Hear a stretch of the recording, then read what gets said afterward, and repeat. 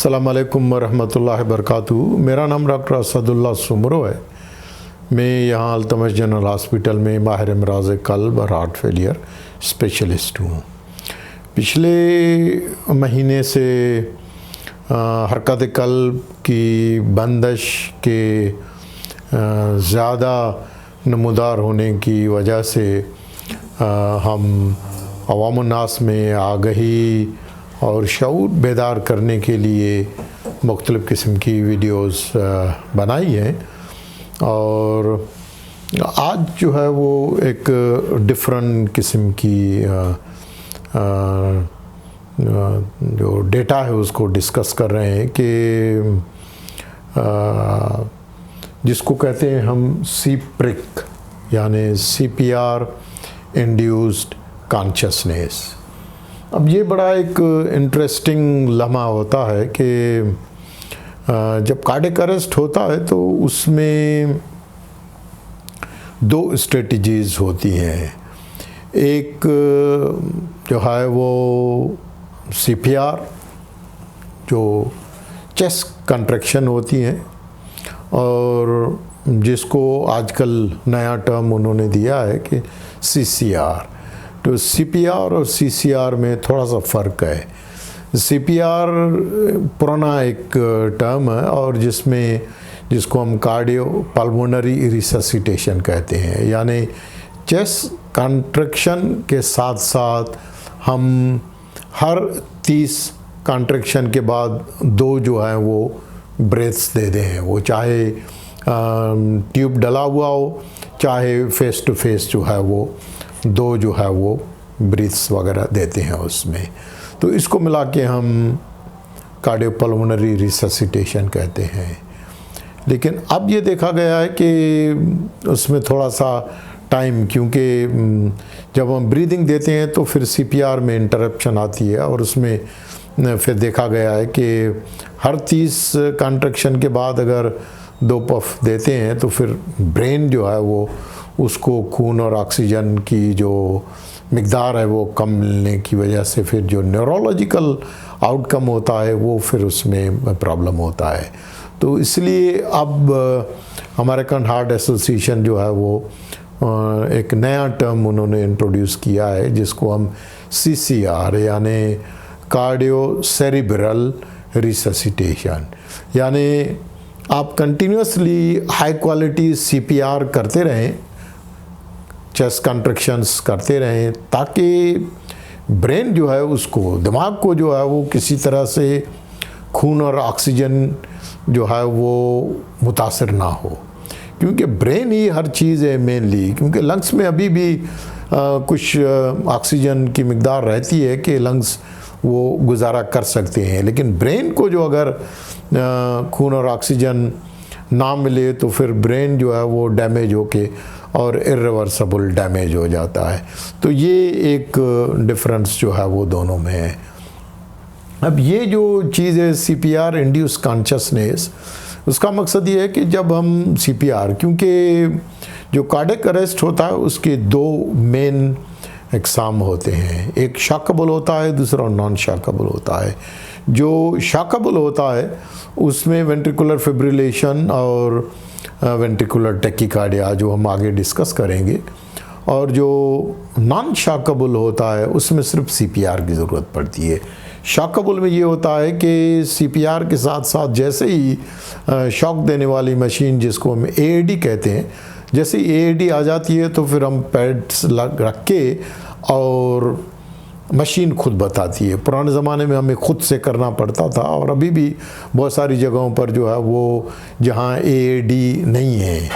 ख़ास करके अस्पताल के अंदर, तो अस्पताल में जो है वो पुराने जो हैं वो डिफिब्रिलेटर्स हैं, और वो डिफिब्रिलेटर बताते नहीं हैं, लेकिन उनमें हमें ये है कि डॉक्टर जो है वो उसको रिदम को खुद से चेक करना पड़ता है, एनालाइज करना पड़ता है। और उसमें अगर डॉक्टर या जो नर्स है या ट्रेन स्टाफ जो है, अगर वो उसमें तरबियत याफ्ता नहीं है तो उसमें उनसे गलती हो सकती है। गैर ज़रूरी शॉक्स जो है वो मरीज़ को लगा देते हैं। तो AED बाहर के मुल्कों में होता है कि जो AED जिसको हम ऑटोमेटिक एक्सटर्नल डिफिब्रिलेटर कहते हैं, वो पोर्टेबल होते हैं, छोटे से होते हैं और वो मुख्तलिफ जगहों पर जो है उनकी जगह जो है वो असाइन की होती है। कहीं मॉल में, कहीं बड़ी बड़ी इंडस्ट्रीज़ होती हैं जहाँ ज़्यादा लोग होते हैं, स्टेशंस हैं, क्लब्स वगैरह हैं जहाँ लोगों की भीड़ भाड़, या कहीं कोई इज्तिमा होता है, ख़ास करके हमारे जो मज़हबी इज्तिमात होते हैं उनमें जो है वो छोटी सी मशीन जो है वो साथ होती है, ताकि अगर किसी की हरकत कल्ब बंद हो जाए तो फौरी तौर पर उसको जो है वो शॉक दे के और बहाल किया जाए। लेकिन कार्डियक अरेस्ट में का एक किस्म ऐसा होता है जिसको हम एसिस्टोली कहते हैं, फ्लैट लाइन, यानी जब मॉनिटर लगाते हैं तो वो बताता है कि जी ये स्ट्रेट लाइन है। अब जब स्ट्रेट लाइन होती है तो उसको हम एसिस्टोली कहते हैं। अब एसिस्टोली का जो इलाज है वो सिर्फ CPR है। अब जब मरीज़ अचानक बेहोश हो जाता है, अनरिस्पॉन्सिव हो जाता है, उसकी पल्स नहीं होती, वो ब्रीथ नहीं कर रहा है, सांस नहीं ले रहा है, तो उस वक्त इसका पता करना बहुत मुश्किल होता है कि ये जो कार्डियक अरेस्ट हुआ है, हरकत कल्ब की बंदिश हुई है बाहर, ये वेंट्रिकुलर फिब्रिलेशन की वजह से हुई है या एसिस्टोली की वजह से है, ये हार्ट अटैक की वजह से हुई है या किस वजह से हुई है, तो इन चीज़ों का पता नहीं चल सकता। लेकिन जो उसको देख रहा है तो उसके हाथ में सिर्फ यही एक चीज़ है, सिर्फ अल्लाह सुब्हानहू तआला के बाद जो है वो ज़िंदगी मौत उसी के हाथ में है, लेकिन जो देख रहा है उसको, उसके हाथ में ये CPR है, सिर्फ चेस्ट कॉन्ट्रैक्शंस हैं। अगर वो तरबियत याफ्ता है, उसने ट्रेनिंग ली हुई है कि चेस्ट कॉन्ट्रैक्शन जो है कैसे किस तरह से दबाते हैं उसकी, जो क्योंकि हाई क्वालिटी CPR जिसको कहते हैं उसकी जो रफ्तार होती है वो 100 से 120 दफ़ा 1 मिनट के अंदर जो होती है, और जो उसकी डेप्थ होती है, क्योंकि अगर डेप्थ नहीं होगी 5 to 6 सेंटीमीटर तो फिर ब्रेन को ब्लड नहीं मिलेगा। तो लिहाजा ये दो चीज़ें CPR के लिए अहम होती हैं। अब होता ये है कि कोई ये बहुत रेयर है, 1% यानी 1%, हमारे यहाँ मुझे पता नहीं है कि कोई ऐसी चीज़ डॉक्यूमेंटेड है कि नहीं, लेकिन ये कुछ केसेस जो हैं वो रिपोर्ट होते हैं और उसमें जो है वो मैंने एक वीडियो अभी आपको दिखाऊंगा कि कार्डियक अरेस्ट के दौरान मरीज़ को CPR भी हो रही है और कुछ मरीज़ों में शॉक भी बीच में देते रहते हैं, लेकिन मरीज़ हाथ पांव हिलाता है, मरीज़ उठ के बैठ जाता है, मरीज़ देखता है या मरीज़ कुछ बात करता है, तो बड़ा एक अजीब सा लगता है डॉक्टर्स और उसके अमले के लिए, जब तक कि आपको इन चीज़ों के बारे में आगाही नहीं है, मालूमात नहीं है कि आया ये मरीज़ डेड है या ये अलाइव है, मर गया है, ये मुर्दा है या ज़िंदा है। ये जो है वो कि अगर मुर्दा है तो फिर हम उसकी CPR कर रहे हैं और उसको शॉक दे रहे हैं, अगर ये ज़िंदा है तो फिर हम ये सब कुछ क्यों कर रहे हैं। तो ये बहुत रेयर है, अनकॉमन है, लेस देन 1% में ये डॉक्यूमेंट किया गया है कि CPR के साथ जो है वो CPR के कुछ वक्त बाद जो है वो मरीज़ जो है वो आंखें खोलता है और कभी कभार कोई बात भी करता है और हाथ पांव हिलाता है। जब ऐसी सिचुएशन होती है तो इसको कहते हैं हम CPR इंड्यूस कॉन्शियसनेस। लेकिन उन मरीज़ों में पल्स नहीं होती। जब हम पल्स को फील करते हैं कि क्योंकि पल्स जो है वो कार्डियक अरेस्ट के लिए सबसे अहम चीज़ जो है वो पल्स है वो। लेकिन अगर किसी को पेशेंट को पल्स नहीं है और मॉनिटर पर जो है वो शॉकेबल रिदम है या नॉन शॉकेबल रिदम है और लेकिन पल्स नहीं है, और रास का मकसद ये है कि जो रिटर्न ऑफ स्पॉन्टेनियस सर्कुलेशन जो है वो